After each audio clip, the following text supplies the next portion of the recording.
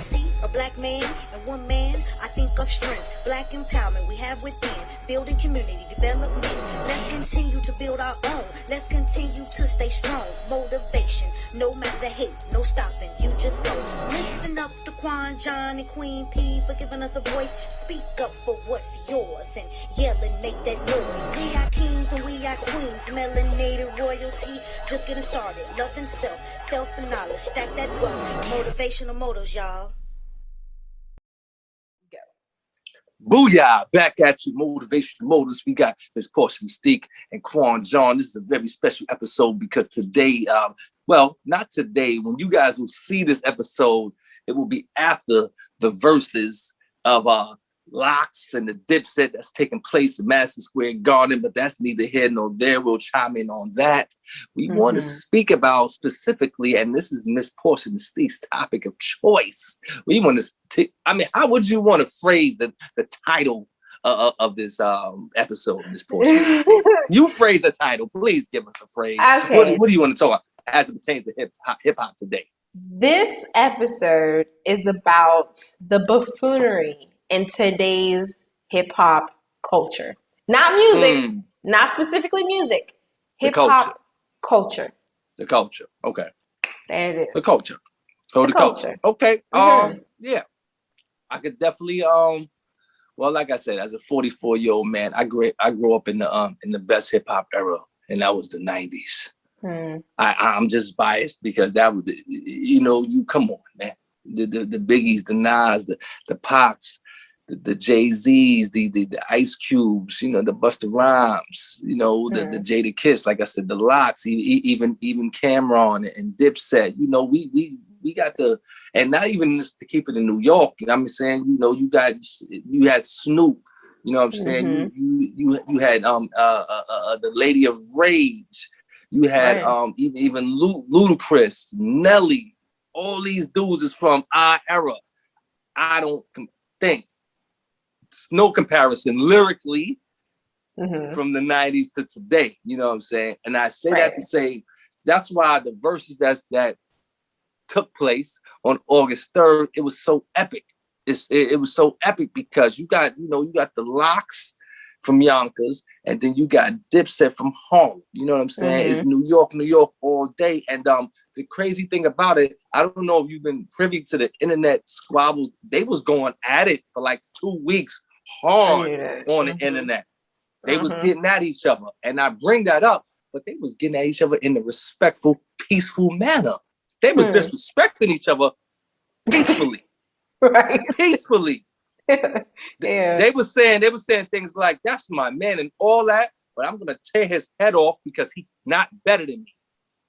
You understand? It wasn't none of that. When I see you, I'm gonna fight. When I see you, we're gonna throw them guns out. It wasn't none of that. You know what I'm saying? And the thing about it, this is the crazy thing about it. We come from that era when Biggie and Pac got killed over rap. You understand? We come from that era where that went down. One of the two arguably greatest rappers of all time died because of hip hop. So now, fast forward 25 years later, we as grown men are doing the exact opposite. So, what are you seeing within the culture today with these youngsters? Before I get to there, I just want to kind of hit on what you just said. It is true that I do a lot of complaining about the beef and the nonsense of today. But for me, I don't know why it seems so different from the beef that was happening in the 90s and even the early 2000s. People were still beefing then. You know what I mean? And those beefs ended up in murders a lot of times. Like if you look at Proof and come on, those were murders. Crazy. And of course, Pac and Big. Freaky Top, so, Big L. Yeah, man. Yeah, but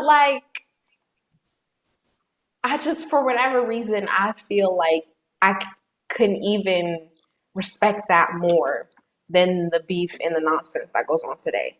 And I think it was because when people had those beefs, you held them accountable for that. You know what I mean? Like, people got their punishment for that. That's true. Maybe not, because, not with Pac and Big, who was arrested for that. But I'm saying, whenever there was beef, everybody knew about it. And everybody was like, this is not right. At least we knew This is not right. This is not what we're supposed to be doing. How many songs came out after proof that, even that Eminem did himself, that was about how wrong that whole situation was? And even 50, the songs that he released after his beef issues and situations, how wrong was it that they were beefing? You know what I mean? But today, when people are beefing today, it is absolutely ridiculous because nobody is held accountable.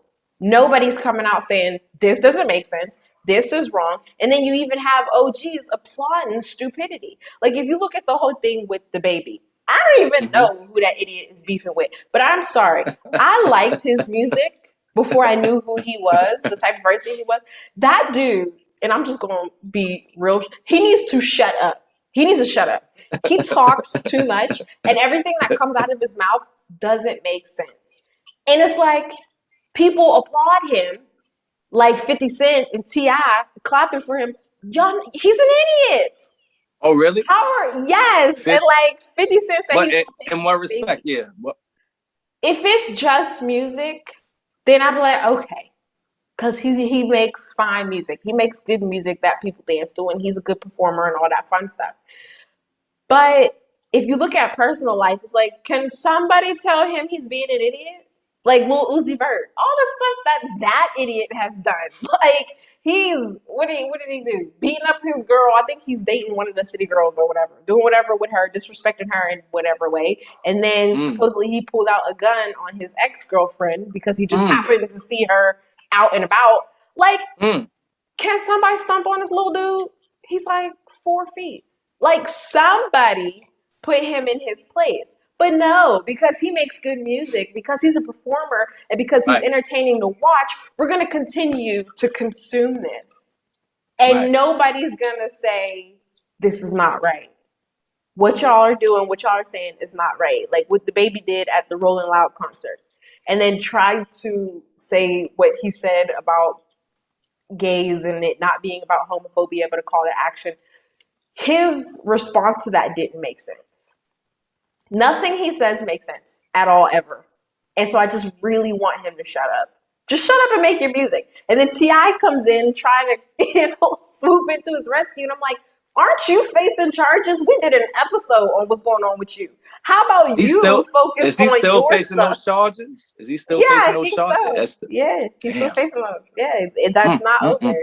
So it's like, instead of applauding somebody like this, who is not a good guy. Like, you look at Tory Lanez even.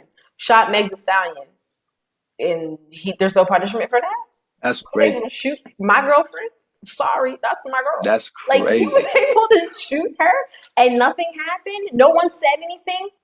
And then they bring you out at the concert so you can dance around the stage and almost rub in the fact that, yeah, I shot this beep and I'm going to get away with it. Ain't nothing you can do with the baby's like, yes, that's my dude. Like, no. He said that? Right. The baby brought Tory Lanez out after performing a song that he did with Meg.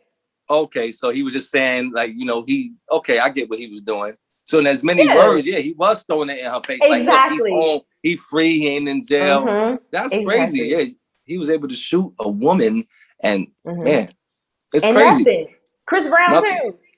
Like, okay, we go back to the whole Rihanna thing, and most people forgave him because he did that documentary like that was supposed to mean something.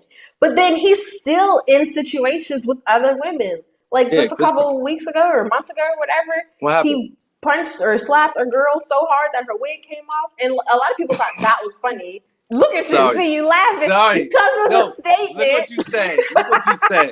But literally, that's what happened. Literally, that's what happened. If you slap somebody with a wig, it's probably gonna fly off.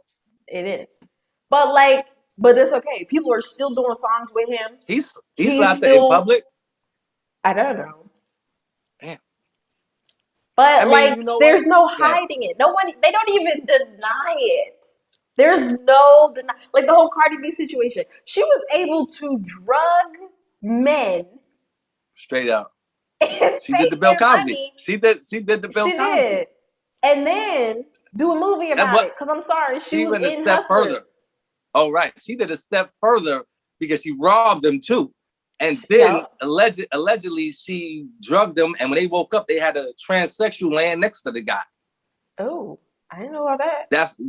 She had, she knew a transsexual dude, and the guys all drugged up, and she would have the transsexual come and replace her. She would leave, and I guess the dude would do whatever he had to do. Basically, he would rape the guy. Yeah, while he was all drugged up. But see what I mean? Like, she was able to just do that and was unapologetic when it came out. Yeah, well, it happened. Like, I mean, what? In that respect with Cardi, I mean, and like I said, I'm a fan. I'm a fan of Cardi. I mean, I like the fact that she went from the strip club to, legal money, et cetera, et cetera. However, she knows in this world, you know what I'm saying? Like I said, we've said that the black man is on the other end. He's on the bottom of the totem pole. So she was able basically just to say, yes, I did that. Majority them guys probably was either black or Latino that she was dealing with. It wasn't a white man she did this to. If she had to do that to a white man, she'd be in jail. Period. Right. Straight up and down. I mean, so she knew she can say that because she knew the black man is looked at as, whatever. They didn't care. You know what I'm saying? But I just think type thing. But it seems it's just that musicians and any celebrities, they kind of get immunity.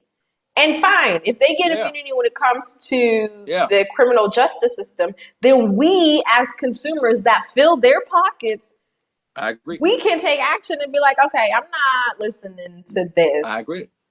Like the baby, he has this one jam that is my song. Like I be jamming to that song. I'm not even gonna name it, but I have since removed it from my playlist. And that's simply because, like, I'm not gonna support this idiot. Then let me tell you, one of the things that really gets me is the stupidity of it all, but it goes beyond a whole another level. Like Lil Uzi Vert. I wish I knew who this guy was. You don't even need to know who he is. No. I don't want to know who he is, but I'm actually going to probably just look him up one time after the podcast. Yeah. You'll see that he embedded a pink diamond in his forehead. That guy. Okay. Yes. So you know what? I know them by things they do, not who they are. Yeah, that guy. Yeah. I've seen the diamond in his head. Yeah. Who told him that was a good idea? What kills me is that we do a lot of discussion about progression and becoming, and I'm sorry, leaving a legacy for those to come after us and building generational wealth. We talk a lot about that. And so it has become second nature for me. It is a habit now to only make moves that will help my children. That's right. So when I see young Black people doing stuff that don't make sense, that will not lead to that legacy, to leaving behind a legacy, it just pisses me off. Lil Uzi Vert spent however much money putting a diamond in his forehead. For what? Doesn't make sense. Fine, for you. A lot of people spend money on adornments. That's whatever. That's what you want to do? People spend money on clothes, shoes, tattoos, jewelry, piercings, whatever. So, all right, fine. Let's just chop it up to that. But then, this idiot went and supposedly bought a planet. A planet! What you mean? You know how people can purchase stars or whatever, get a star named after you? A star? Yeah, you know how people do that. Star in the sky? You pick a star. Yes, you pick a star in the sky. In the sky? And you have NASA or whoever name that star after you. You pay like $100. Well, why would you do that? Exactly. Why would you do that? That in and of itself is ridiculous, but people do that. This idiot went and bought a planet. Now, number one, can he go there? Can he travel there? No, that's what I'm talking about. You can't. There's nothing tangible about having a planet, nor about having a star. That in and of itself is dumb. But there's nothing tangible about having a planet. You can't travel there. You can't actually own a planet. You just can't. Even the stars that are named after people, the star simply has your name in the history books, but it is not acknowledged as anything. It is not yours. Okay, you just paid $100 to get a certificate. But this planet that he supposedly bought, it has no tangible value. So you just burned however much money. And who did he give it to? I don't even know. I don't even know who he supposedly purchased a planet from, because somebody got paid. Somebody white. Probably somebody white. It has to be, because who thinks they own a planet in order to be able to sell it to him? Exactly. And This guy's hold on. He actually gave somebody money to say, "Hey, that planet is mine now. It's mine. I can never travel there. I can never see it. I can never colonize it. I can never own. I can't never do anything with it. But there's a planet there that no one knows about. It's not even one of the planets in our solar system. What did he name it? What did he name it? I don't know, but I think it had its own. It already had a name. It was like WASP something and some numbers. WASP. Wow. Yeah, I think it was WASP. Like WASP as in white Anglo-Saxon Protestants. WASP. Oh my God.